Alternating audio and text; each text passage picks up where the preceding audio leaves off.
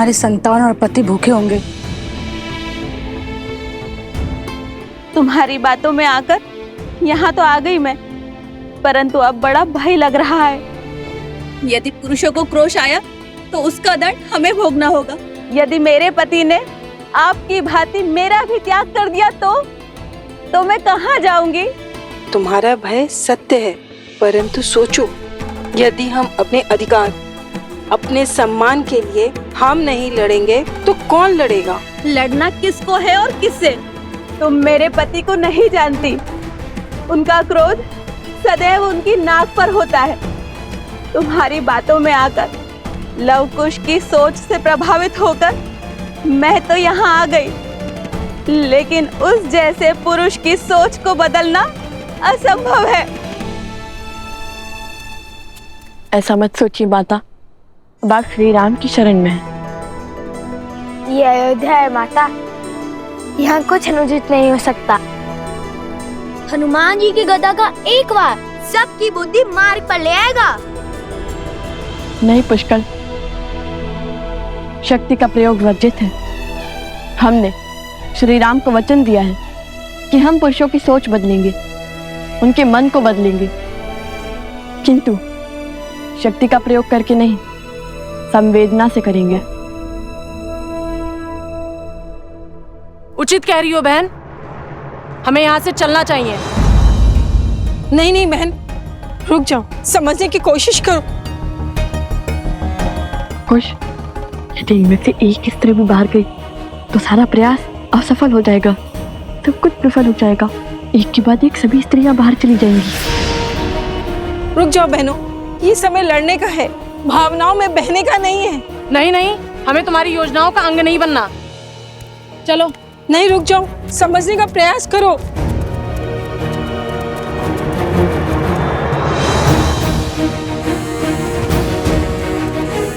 जिनमें एकता नहीं, वो एक दूसरे की क्या संबल बनेंगी? ये समय एकता की शक्ति दिखाने का है, और आप लोग हैं कि यहाँ से एक दूसरे का विश्वास तोड़कर जा रही हैं।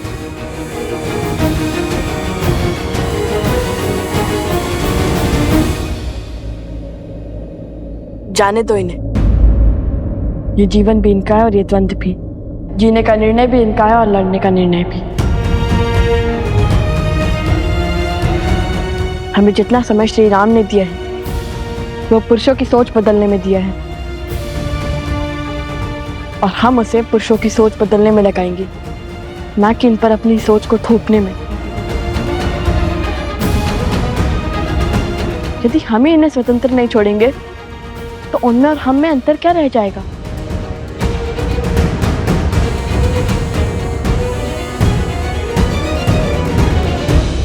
हनुमान जी की बात तो उचित लगती है।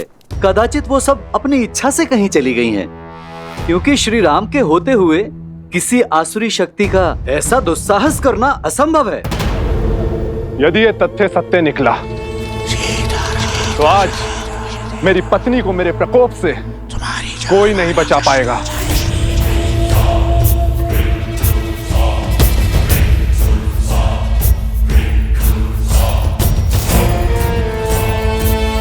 उन स्त्रियों को उनका उचित स्थान दिखाना आवश्यक है।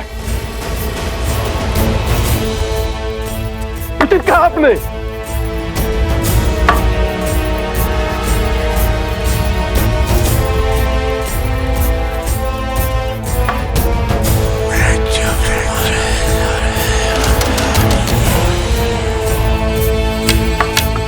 तो चलो फिर आगे बढ़े।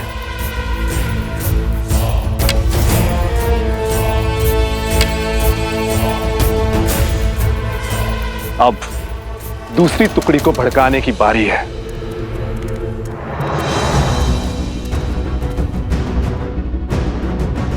उधर देखा था आपने?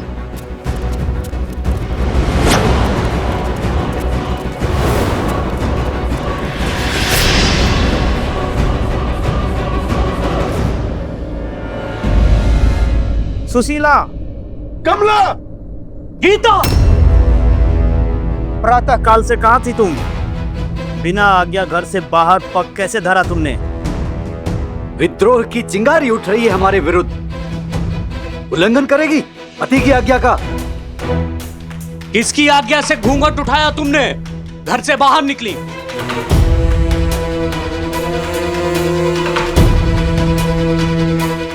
इनको इनके विरोध का दंड देते हैं, पति के आज्ञा का उल्लंघन करने का फल देते हैं। बहुत बड़ी भूल हो गई। हे ईश्वर, रक्षा करना। आज तो ईश्वर भी नहीं बचा पाएगा तुम्हें।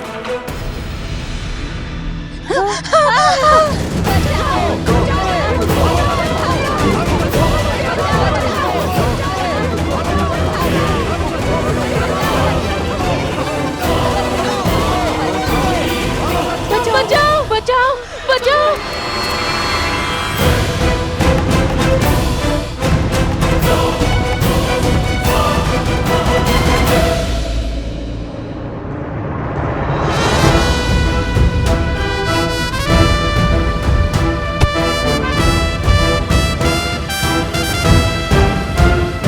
शांत हो जाओ, शांत हो जाओ, शांत हो जाओ।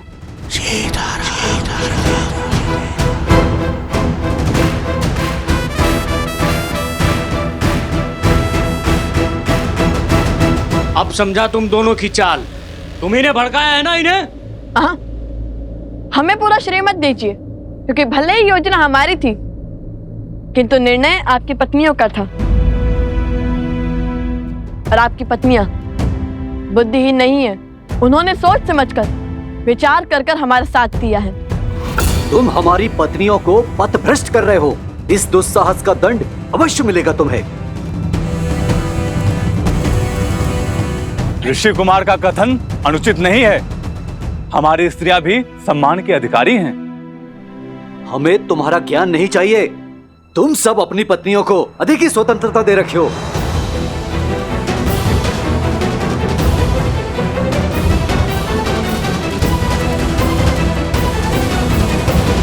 हमने तो केवल स्त्रियों को उनके अधिकारों का स्मरण करवाया, उन्हें सम्मान का मोल समझाया। अब आप ही बताइए, हमने क्या अनुचित किया? क्या कभी आपने हमें मानव समझा? कभी खेत में काम करने वाली एक सेविका समझा, कभी वस्त्र धोने वाली सेविका, तो कभी भोजन बनाने वाली सेविका, तो कभी बच्चे पालने वाली सेविका। फिर भी हम स्त्रियों ने हमेशा आपको प्यार दिया, आपके घर को संवारा। हमें हमारा सम्मान चाहिए, तो उसमें अनुचित क्या है? मौन हो जा।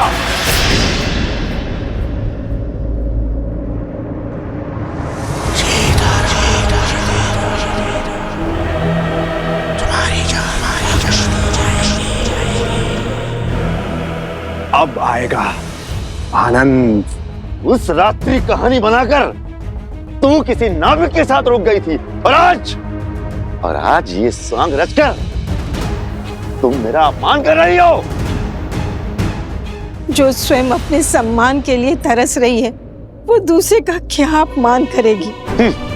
आपके क्षण भर के आवेश ने महारानी सीता से उसका संसार छीन लिया, उन्हें वनवास जाने के लिए विवश कर दिया।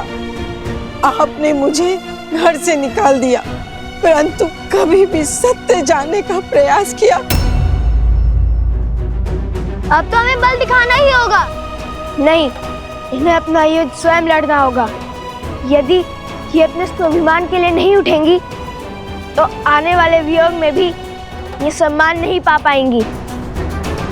इस युद्ध की परिधि ये नारियां स्वयं निश्चित करेंगी।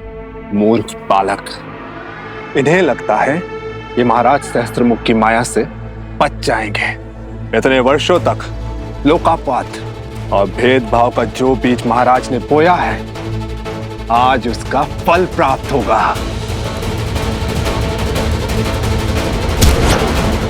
तो साहस की हर सीमा पार हो गई है आज। मुझे इस उद्दंड का दंड अवश्य मिलेगा। चल।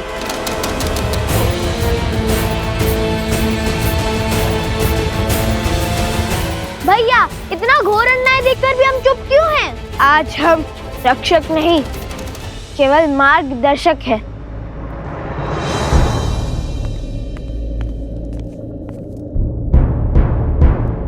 महाराज, नगर द्वंद्व का दंश झेल रहा है। स्त्रियों और पुरुषों में घोर तनाव है। पुरुष स्त्रियों के हर तर्क को निरर्थक मान रहे हैं।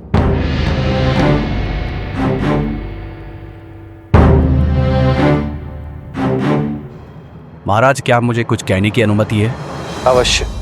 महाराज, कहीं ये द्वंद्व समाज का संतुलन न बिगाड़ दे। महाराज, युगों से चली आ रही परंपरा को बदलने की आवश्यकता क्या है? जब तक लव कुश नहीं थे तब तक सब कुछ ठीक था।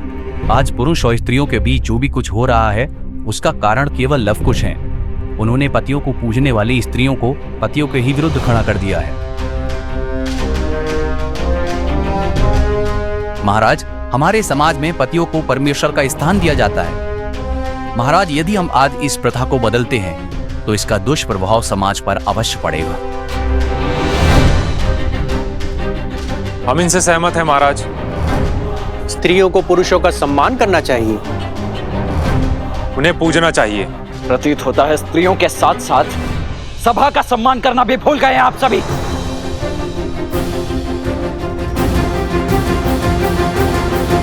लक्ष्मण, शांत।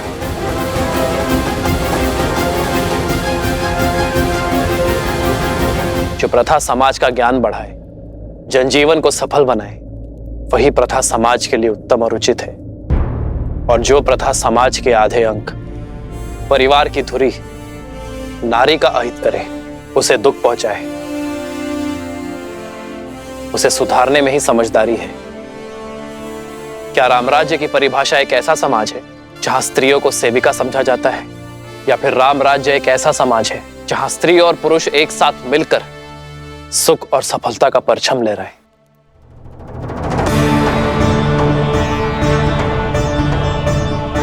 एक स्त्री को दासी समझना हमारी संस्कृति का अपमान है। क्या हम भूल गए हैं कि जब हम जन्म लेते हैं तो सर्वप्रथम एक स्त्री ही हमें स्नेह देती है। यदि स्त्री अपनी संतान को मातृत्व की छाप ना दे, उसे अपने दुग्ध से पोषित ना करे, तो संसार का कोई भी पुरुष जीवित नहीं रह पाएगा। मैंने लवकुश का साथ इसलिए दिया है क्योंकि उनकी सोच में समझ और सुधार है। आज हम जिस मोड़ पर खड़े हैं वो समाज का नया दौर है, जहां स्त्री और पुरुष कंधे से कंधा मिलाकर अपनी शक्ति से इस संसार को आगे बढ़ाएंगे। मुझे उन दोनों पर पूरा विश्वास है और मैंने उन्हें जितना समय देने का वचन दिया है उतना समय उन्हें अवश्य मिलेगा।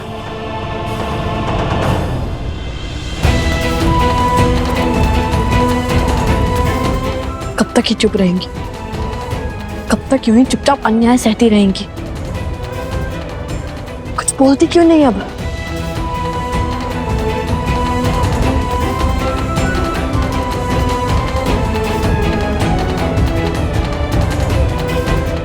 और अधर्म और क्रूरता। हे नारायण, रक्षा कीजिए।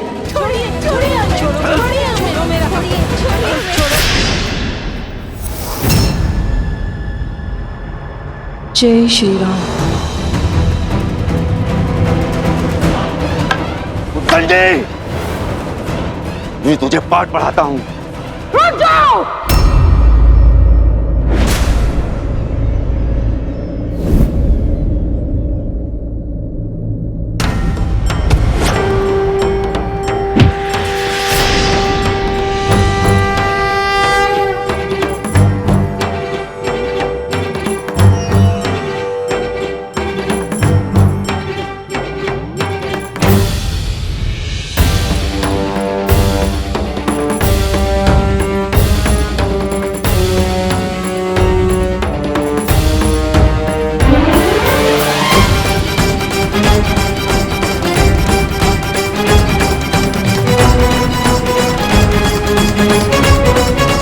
महाराज, घोर असंभव संभव हो गया महाराज।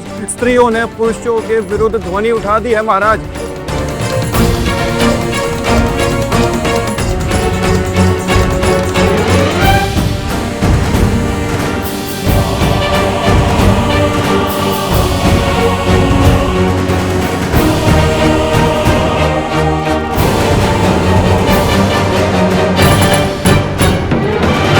हमने अपमान के अनंत घुट पिए हैं, अनगिनत अत्याचार सहे, क्योंकि मुझे मेरी माँ ने सीख दी थी कि पति परमेश्वर है। किंतु आज मुझसे निकलकर मेरी बहू पर आई तब मैं सह नहीं पाई हूँ।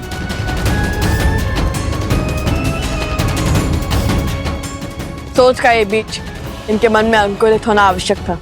अब जब ये अपने सम्मान के लिए लड़ने को सच है तो हम भी इनका साथ देंगे।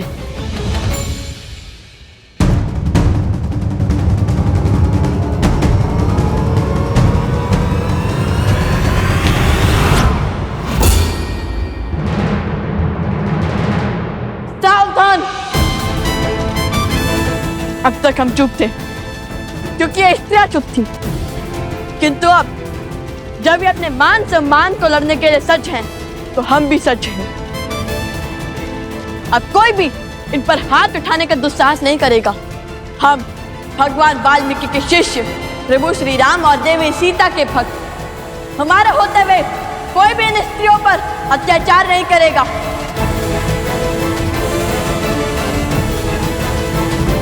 हम इनके साथ हैं, हम इनके साथ हैं, हम इनके साथ हैं। और फिर क्या हुआ? फिर वहां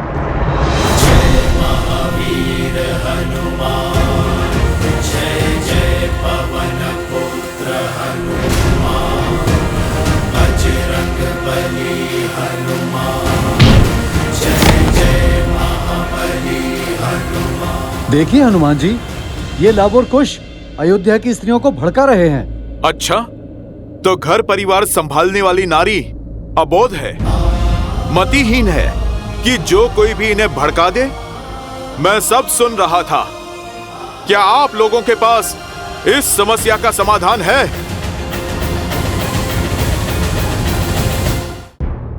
जिस योजना की अनुमति पिताश्री ने दी थी उसे आकार देने का समय आ गया है।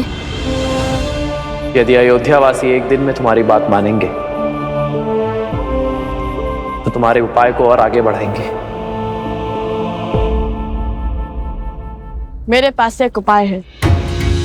यदि आप समझते हैं कि स्त्रियों का योगदान आपके जीवन में केवल खाना पकाना या फिर संतानों को संभालना ही है, यदि आप उन्हें अपने से कम और स्वयं से नीच आंकते हैं तो ठीक है, केवल एक दिन अपने पत्नियों के बिना अपना जीवन चलाकर दिखाइए।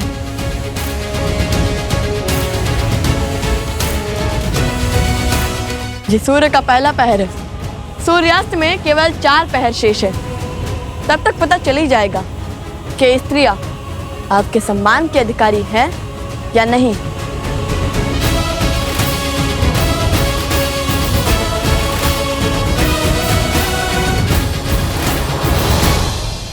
उचित ही तो कहा है लव कुश ने। क्या पुरुषों ने ये चुनौती स्वीकार करी?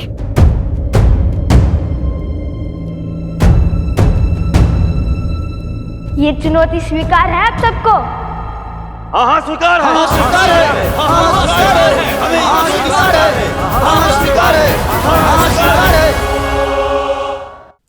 महाराज, इतनी विकट स्थिति में भी आप मुस्कुरा रहे हैं। कदाचित आप इस शर्त का तर्क नहीं समझ रहे हैं। पुरुष स्वभाव से बहुत हठी होते हैं। जब बात उनके अहम पर आ जाए तो शाम दाम दंड भेद कुछ भी अपना कर अपना पलड़ा भारी करने की ही सोचते हैं। मान लीजिए कल उन्होंने अपनी पत्नियों का परित्याग कर दिया तो इतनी सारी स्त्रियों की पीड़ा और परित्याग का कलंक अयोध्या के माथे ही लग जाएगा।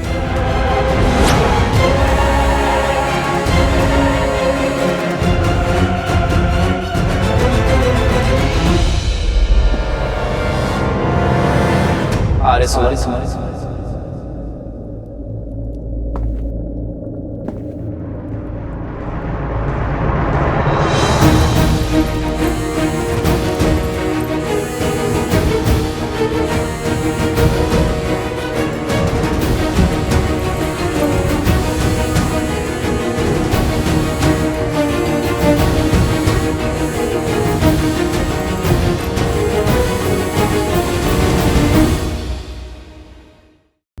आर्य सुमंत,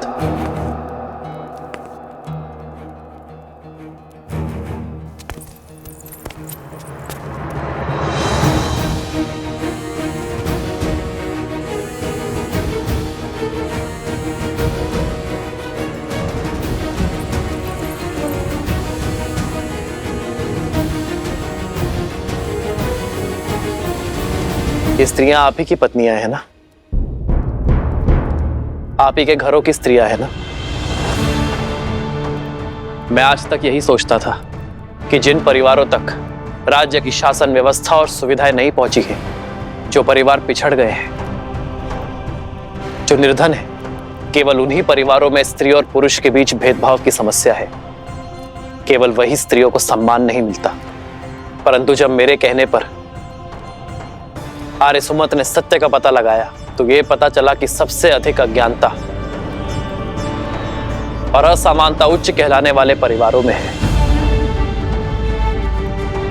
यदि समस्त अयोध्या पवित्र होने निकली है तो अयोध्या का कोना कोना पवित्र होगा।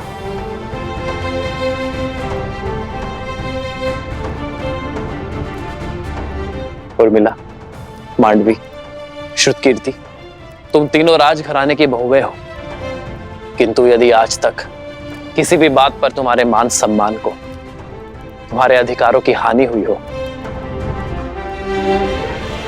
तो तुम ध्वनि उठा सकती हो। इस रघुकुल में आना, रघुवंशियों का मान पाना तो हमारा सौभाग्य है।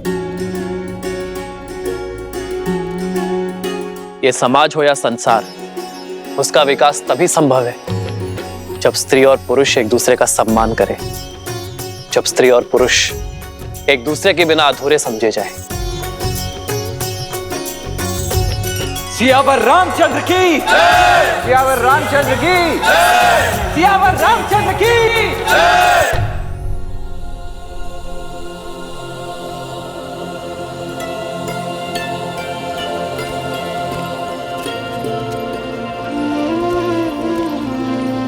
भैया, लव भैया,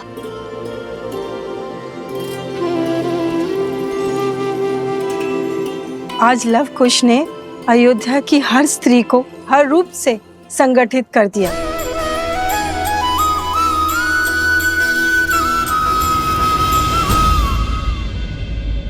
अरे शीघ्र फूल दो, मुझे पूजा करनी है। अरे पहले हमें दे दो, घर का कार्य समाप्त करके व्यापार के लिए निकलना है।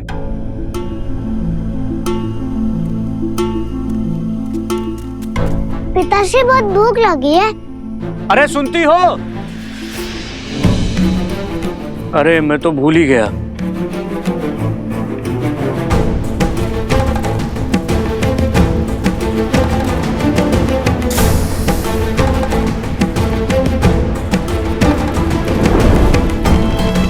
अब करो सभी कार्य स्वयं।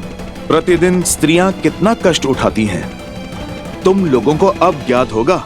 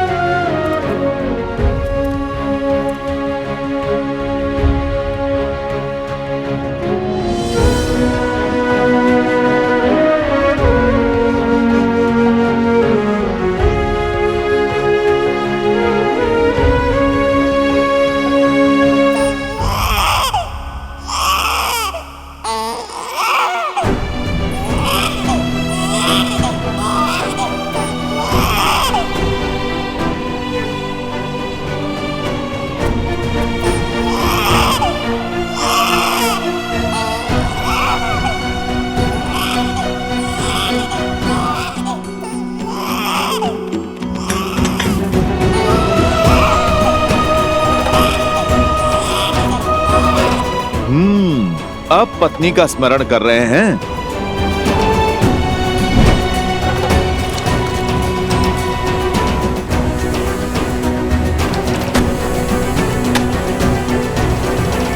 भूख लगी है पिताश्री।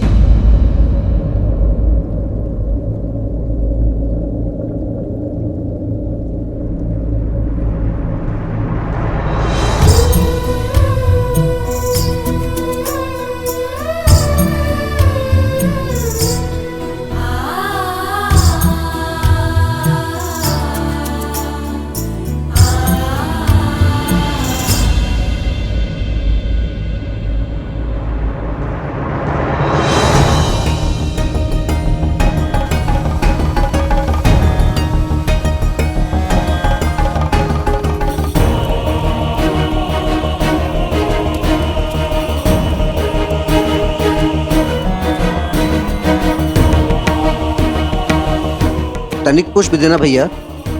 आज अवकाश है, कल लेना।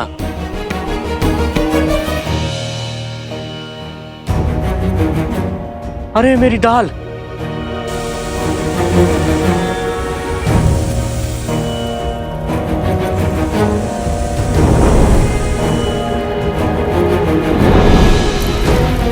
अग्नि! अग्नि!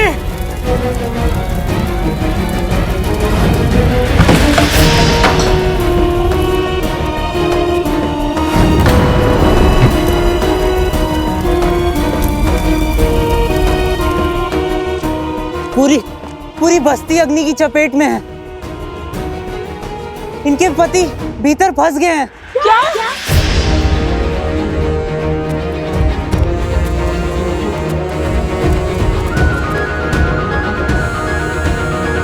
देखा भैया, जब बात परिवार पर आई तो ये कोमल और अबला कहलाने वाली स्त्रियां इतनी प्रचंड हो गई जैसे ये अपना घर नहीं संसार बचाने निकली हो, युद्ध करने आई हो। ये युद्ध ही तो है, मान का, सम्मान का, अधिकार का। और तुम देखना, हर बार की भांति इस बार भी नहीं जीतेंगी।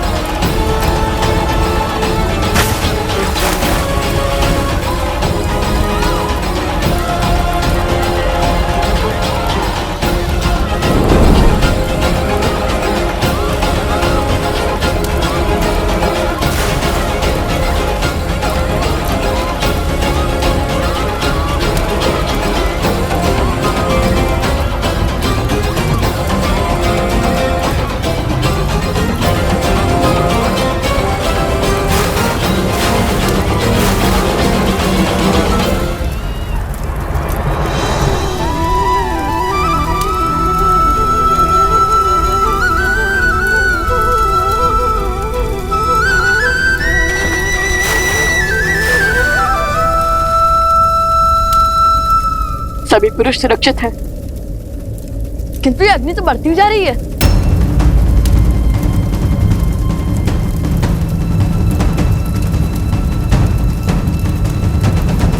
जय श्री राम, जय श्री राम, जय श्री राम।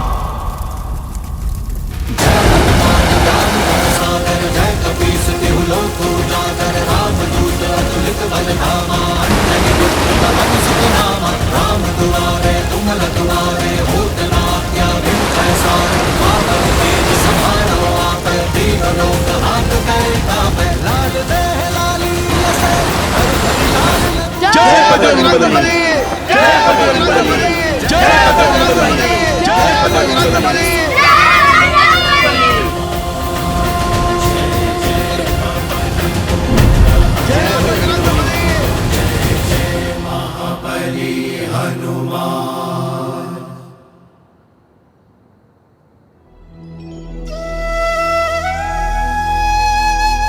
सम्मान के इस युद्ध में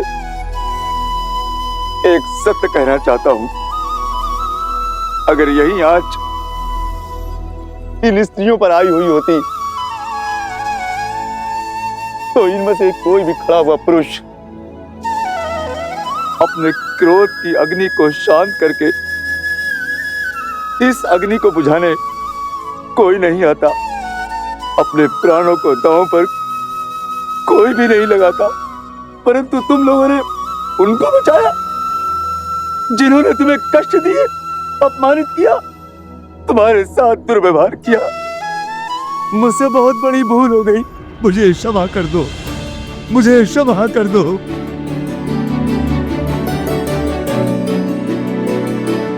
मुझे क्षमा कर दो, हमें क्षमा कर दो, क्षमा कर दो। नहीं नहीं, आपका स्थान यहाँ नहीं, हमारे हृदय में है। हमारा सिंदूर बनकर माथे पे चमकना है। आप तो हमारा बल है। आपको यूं निर्बल धरा पर हम नहीं देख सकते। हमें तो बस हाथ से सम्मान चाहिए, साथ चलने का अधिकार चाहिए।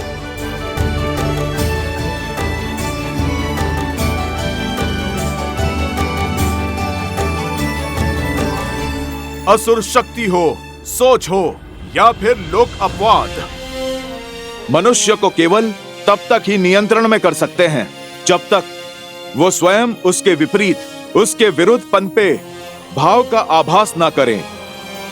मन के कोने में छिपा एक छोटा सा द्वेष का भाव, जो वैसे तो व्यर्थ लगता है, कई बार असुर शक्तियों के बहकावे में आकर लोक अपराध की आंधी में बहकर धीरे धीरे बढ़ता जाता है और उसका अंधकार मन की सभ्यता के प्रकाश पर हावी हो जाता है। आज लवकुश ने तुम सबको वो आभास करवाया जो स्त्रियां प्रतिदिन सहती हैं। उनकी योजना ने तुम्हारे भीतर छिपी भलाई को जगाया है और उस सुखता के प्रकाश ने तुम्हारे ऊपर छाए हुए अंधकार का अंत किया है।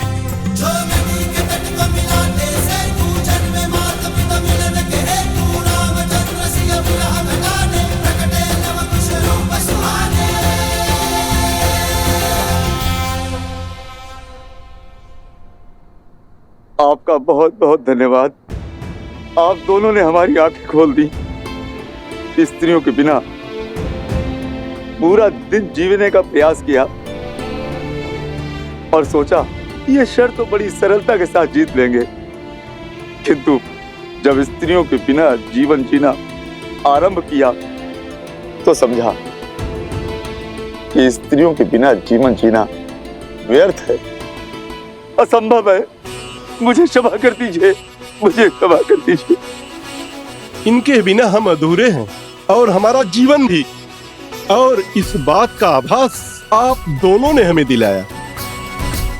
आज से पूरी अयोध्या के पुरुष ये सौगंध खाते हैं कि जिस राम राज्य की परिकल्पना श्री राम ने की थी उसका पालन करेंगे। हम उसका पालन करेंगे, हम उसका पालन करेंगे। देखो स्वराज अब आया है।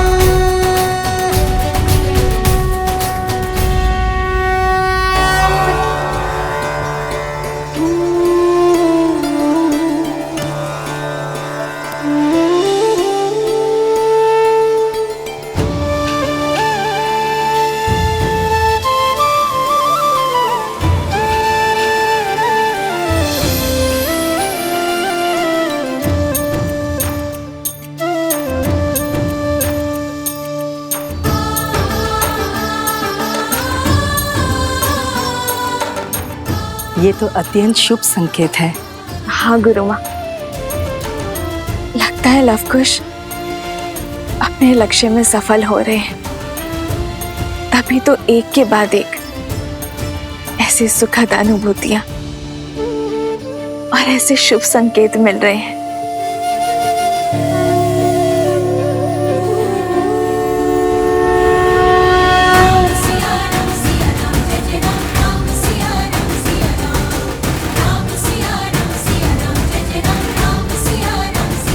प्रभु, आज हम सभी लोग आज आपके समक्ष अपने अपने अपराधों की क्षमा मांगने के लिए आए हैं।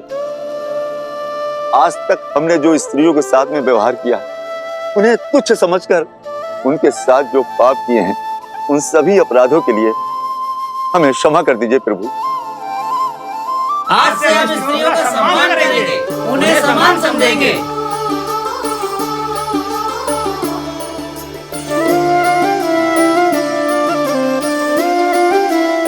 शीघ्र ही समय आएगा जब अयोध्या से हर मलिनता नष्ट हो जाएगी,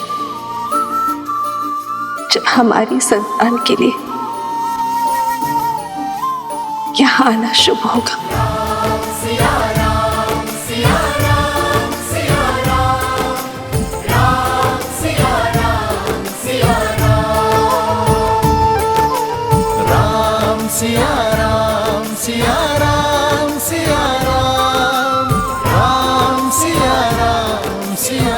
आप सभी के मन का ये परिवर्तन ही राम राज्य की नींव है। अधर्म और अन्याय का पथ छोड़ धर्म के पथ पर चलने का संकल्प सबसे बड़ा प्रयास है।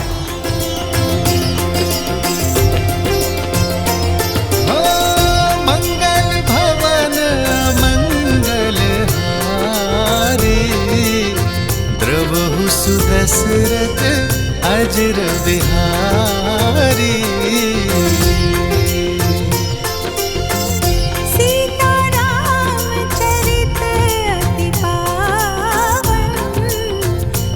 आयुष्मान भव। समाज की बड़ी पीढ़ी ये प्रयास करती है कि आने वाली पीढ़ी के संस्कारों में परिवर्तन ना हो, किंतु जब नई पीढ़ी अपने संस्कारों की रक्षा के लिए पुरानी पीढ़ी से द्वंद्व करे तो समाज में शुभ परिवर्तन आता है।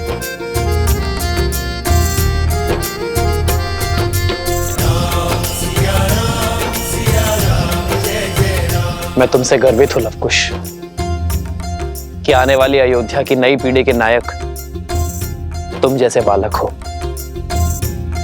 जो समाज के उत्थान के लिए समाज के विरुद्ध खड़े होने का साहस रखते हैं। मुझे तुम दोनों को कुछ भेंट करने की इच्छा है। बताओ क्या चाहिए तुम्हें?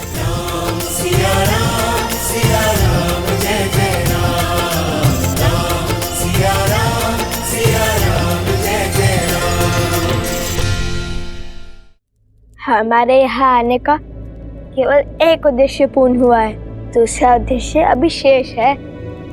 क्या है दूसरा उद्देश्य? बताइए ना, आपका यहाँ पर आने का दूसरा उद्देश्य क्या है? उद्देश्य का वृक्ष विश्वास के जल से सींचा जाता है और प्रभु श्री राम, आपको हम पर तनिक सा विश्वास तो हो ही गया होगा ना, तो उसी विश्वास को थामकर एक बार पुनः कर दीजिए, फिर अपनी इच्छा कहेंगे नहीं, साक्षात दिखा देंगे आपको। जब पिछली बार तुम दोनों से मिला था, तुम्हारे मन में कई प्रश्न और हाथ में धनुष थे, किंतु इस बार तुम्हारे हाथ में वीणा और मन में जो भाव है उसे समझने के लिए कल तक की प्रतीक्षा करनी होगी।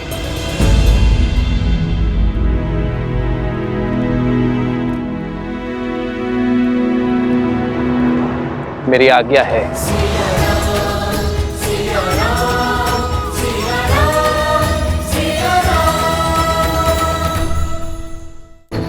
राम की मर्यादा और सीता का समर्पण है उनके पुत्रों में,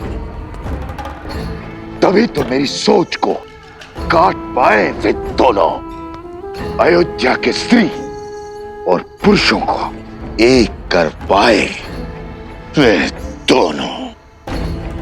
जब युद्ध का नाद छिड़ ही चुका है तो शस्त्र उठाने में कैसा संकोच। अब संसार का कोई भी बल शास्त्र मुख रावण को नहीं रोक पाएगा।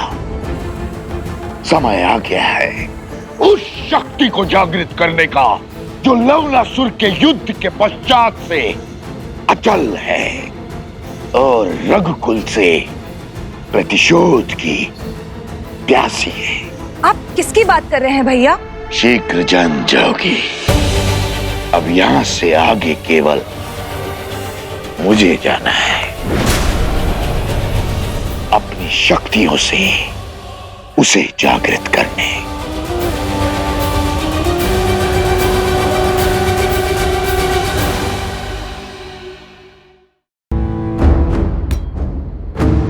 शीघ्र ही राम के जीवन का सबसे दुखद अध्याय आरंभ होगा।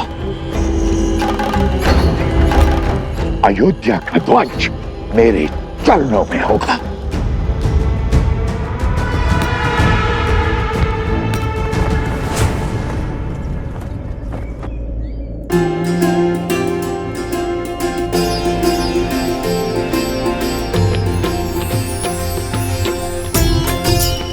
ना जाने क्या होने वाला है यहाँ। क्या हो सकता है लव कुश का दूसरा उद्देश्य? हनुमान जी, इनका क्या उद्देश्य आपको तो ज्ञात ही होगा ना? सब कुछ तो ये ईश्वर जानता है, या फिर उसका अंश। आदौ राम तपोवनादिगमनम् जित्वा मृगम कंचनम।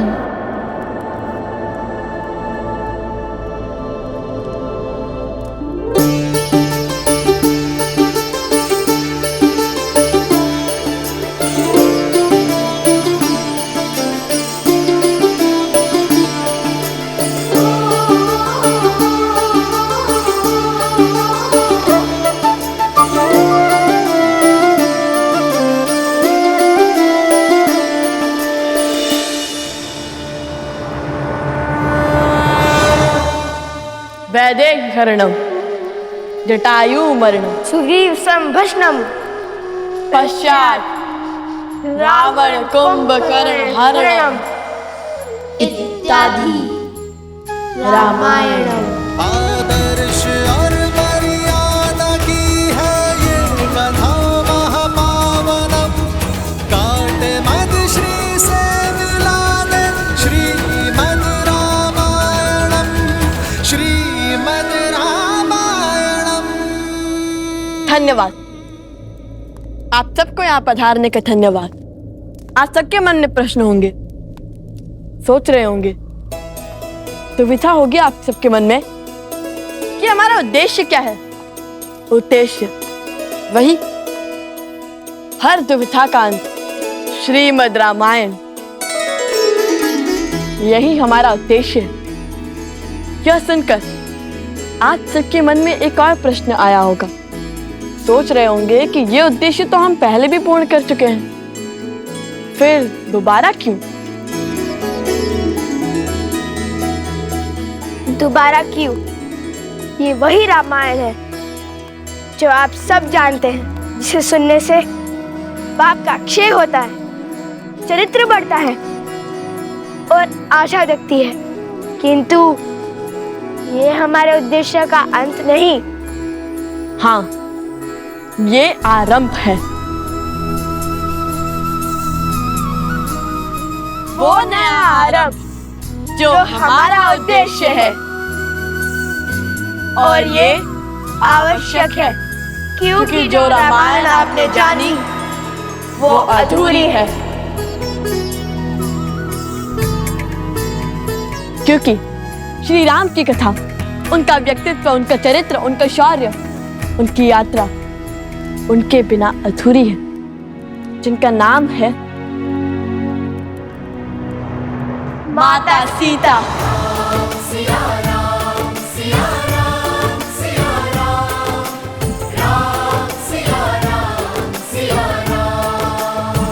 हमारा उद्देश्य था रामायण की संपूर्णता, और आज हम वही करने जा रहे हैं जो रामायण को संपूर्ण करेगी।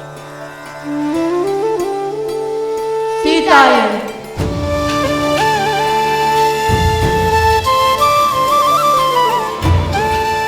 सीता, जिनके बिना संसार के पूरक श्री राम भी अपूर्ण है। सीता, जिनके बिना राम राज्य असंभव है। सीता, जिन्होंने राम राज्य के लिए स्त्री और पुरुषों की समानता का बीज बोया।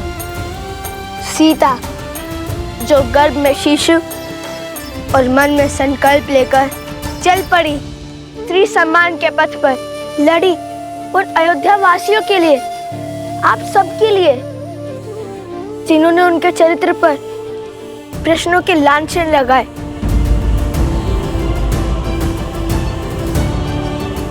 आज उन्हीं का त्याग, उन्हीं की पीड़ा, उन्हीं का शौर्य हम बताएंगे, क्योंकि उनकी कथा के बिना रामायण में न करुणा है, ना लक्ष्य, ना उद्देश्य और ना जन जागरण।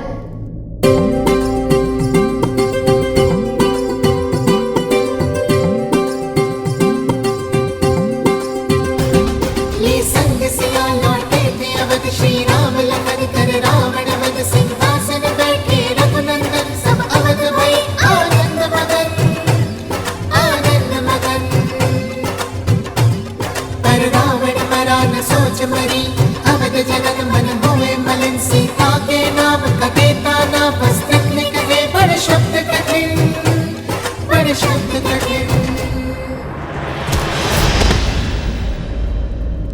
मैं राम नहीं हूँ जो महीनों रावण के घर से आई हुई सीता को अपना लूंगा।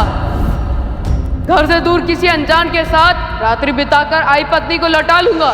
मैं मर्यादा पुरुषोत्तम राम नहीं हूँ। मेरा जन्म दिव्य प्रसाद में नहीं हुआ है। मैं ऐसी स्त्री को नहीं अपनाऊंगा जो किसी अन्य पुरुष के साथ रहकर आई हो। जीते जी, रावण का जो दाव न जीत सका, राम सिया के संबंध को न बेच सका। मरने के बाद उसकी मलिन सोच का प्रहार सिया राम के प्रेम को न मोड़ सका। जिसके आगे हारा दशानन, भय लालच ना कर सका खेला। तिनके को बना कवच अस्तित्व का, वार पाप का जिसने झेला।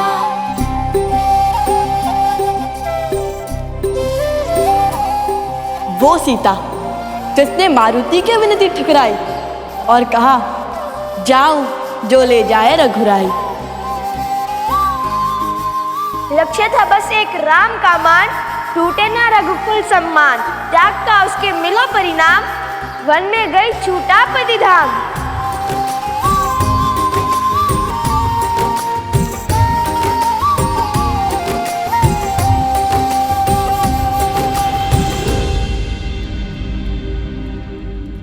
जिसकी अग्नि परीक्षा पर नतमस्तक सारे देव हुए, चरित्र पर लेके उसकी शंका अवध के सभी सिर खड़े हुए। फिर करने पूरा स्वप्न राम राज्य का, सिया राम ने सहा बिहा का दंश। पर वन में ना सिया अकेली थी, घर में थे रघुनंदन अंश।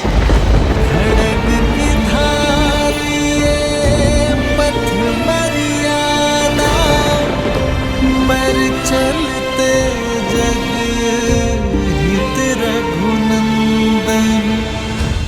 हर पीड़ा हर दंश को सहकर राम की रानी भई सन्यासी। वही जन्मी संतान राम की, परिचय खोकर किया धर्म पालन। राम के अंश को राम बनाया, राम का आदर करना सिखाया।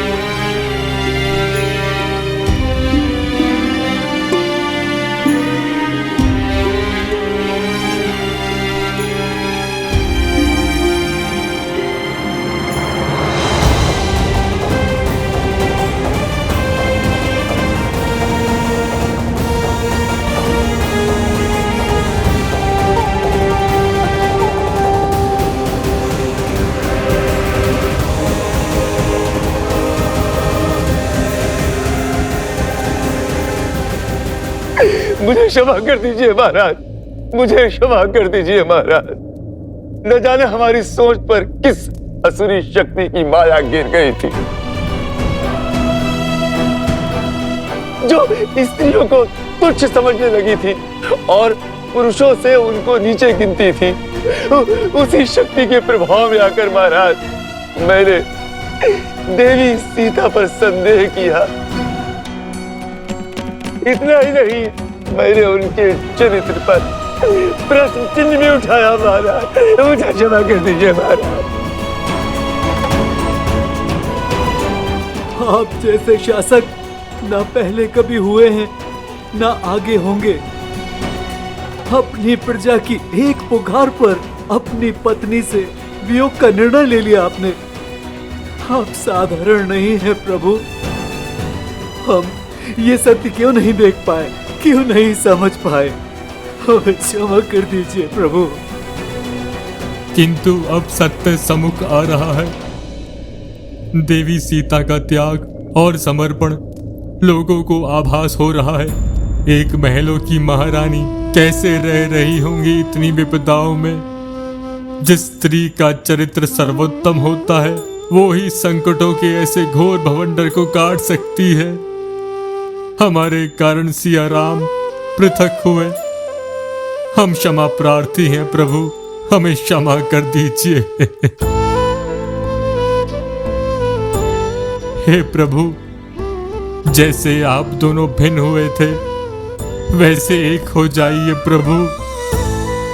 महाराज, अब हम आपसे विनती करते हैं कि देवी सीता को पुनः अयोध्या ले आइए।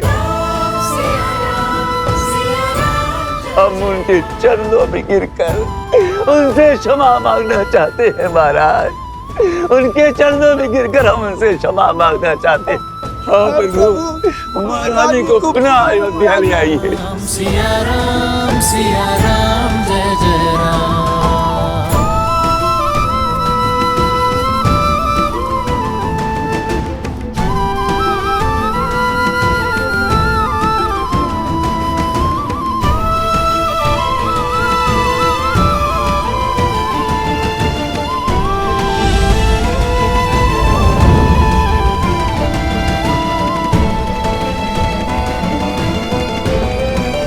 बस मत रो लवकुश।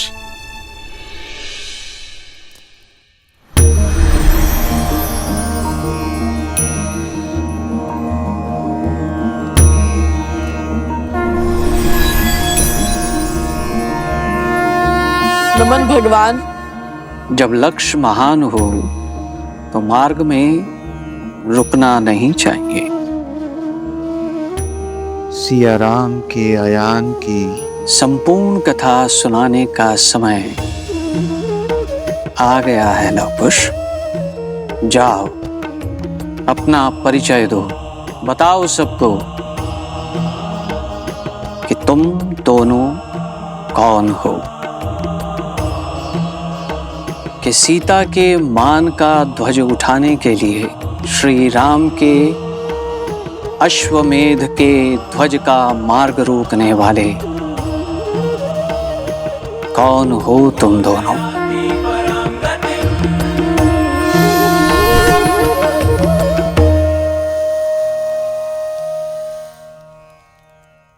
धन्य है त्रिकालदर्शी भगवान वाल्मीकि। सत्य में इससे श्रेष्ठ अवसर और कोई नहीं हो सकता था। जाओ और बता दो कि प्रभु श्री राम का सामना स्वयं उन्हीं के रक्त ने किया है। सिया राम के अंश ने किया है। अर्थात आपको सब पता था? सब कुछ?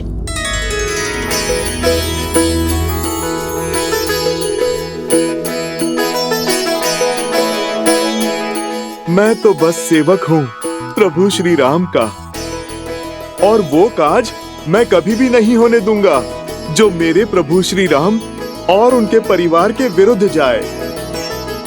जो सत्य तब ना समझा वो अब समझ आया है कि क्यों भगवान वाल्मीकि ने मुझे आज ही के दिन तक चुप रहने के लिए कहा था। मुझे क्यों रोके थे वो? क्योंकि रामायण को संपूर्ण होने के लिए माता सीता का होना आवश्यक था, और माता के अयोध्या आने का शंखनाद तो अब हुआ है। अब बताइए, अयोध्या के कुल के वंशज इस कार्य को कैसे आगे ले जाएंगे और कैसे इसे संपूर्ण करेंगे?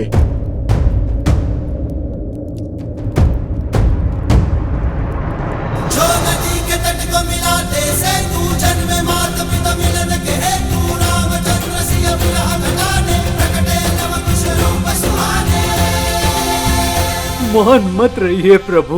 माता को पुनः बुला लीजिए प्रभु। रघुवंश के दीपकों की आवश्यकता अवध में है प्रभु।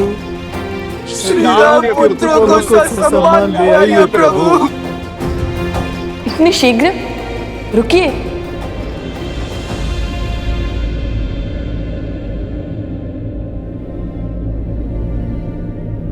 अभी सीतायन समाप्त नहीं हुआ है। उनके पुत्र की कथा तो सुनिए।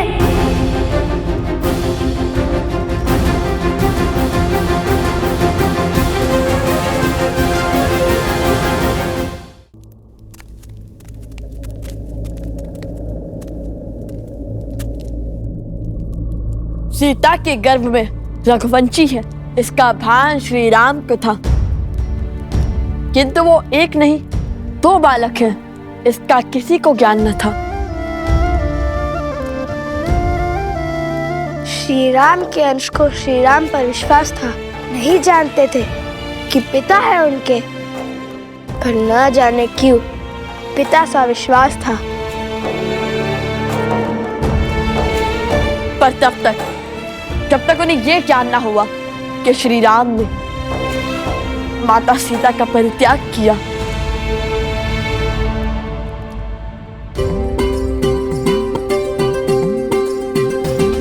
जब जानी सीता की पीड़ा, भक्ति को संशय ने घेरा, प्रण कर बैठे सिया राम मिलन का, शंख युद्ध का था भूखा।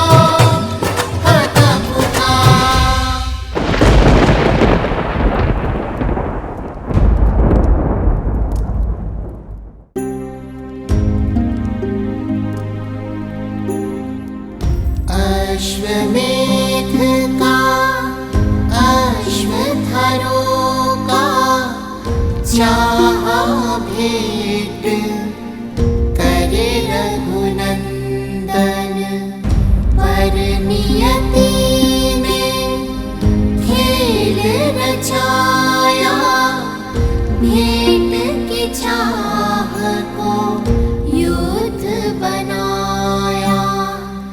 न्याय मारे को मात सिया का, राम से युद्ध किए सिया नंदन।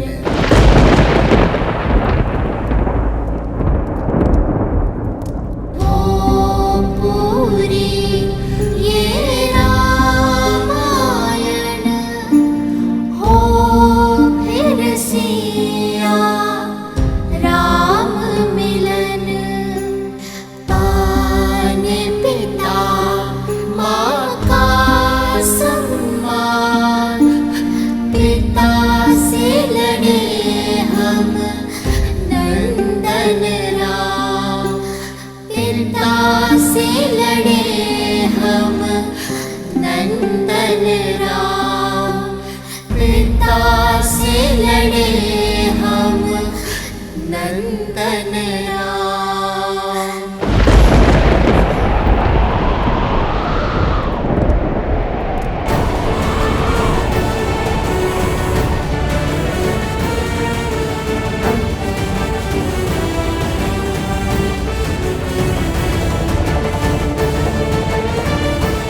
प्रभु,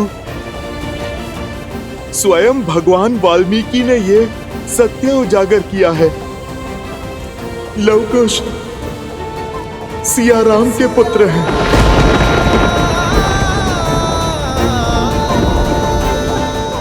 मेरे पुत्र?